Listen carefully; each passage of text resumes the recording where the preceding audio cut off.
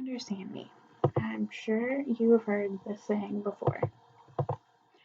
I'm currently married and have been with my husband for a total of 6 years, but married for 4.5.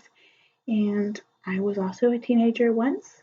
So I know that communication with parents and friends and in relationships can be very difficult and hard, but can also be rewarding at times.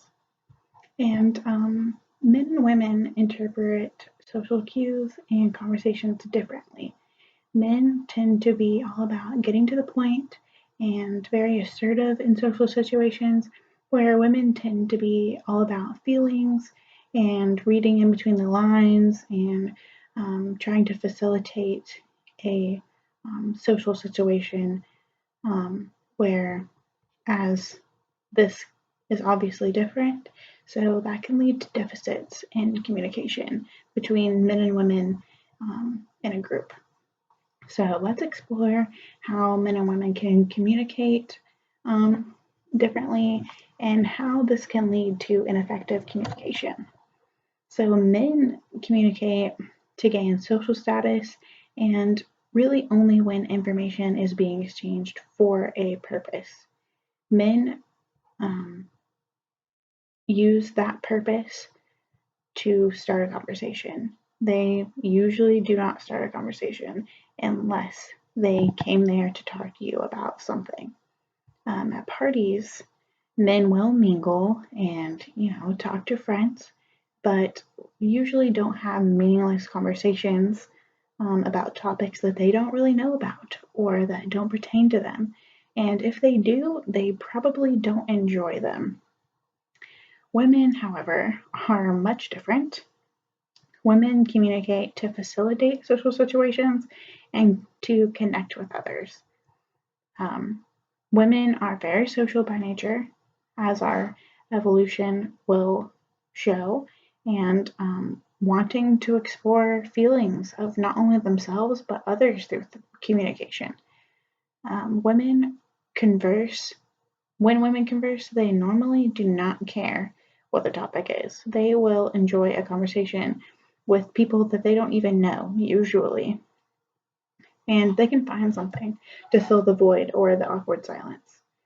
Although not all people will fit into this category, of course, um, these typical ways of communicating, most will find that the other sex doesn't communicate that way. And that can be very frustrating, especially when in a workplace relationship or a relationship that is, you know, for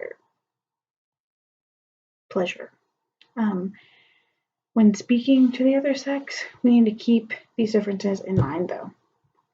Marriage and relationships can be very difficult if you don't know how the other partner is going to communicate or how they effectively communicate to a partner. So, when in a workplace, for example, keep in mind that women usually give more detail than men do, and men will be very short and have a purpose and be very to the point, and they will move on with their day very easily right after that conversation. They don't need to draw it out and talk about feelings or anything like that. That's very cliche, but it's very true. So if women keep in mind that you can't overanalyze a man being short or to the point, and men keep in mind that women have a more drawn out way of communicating.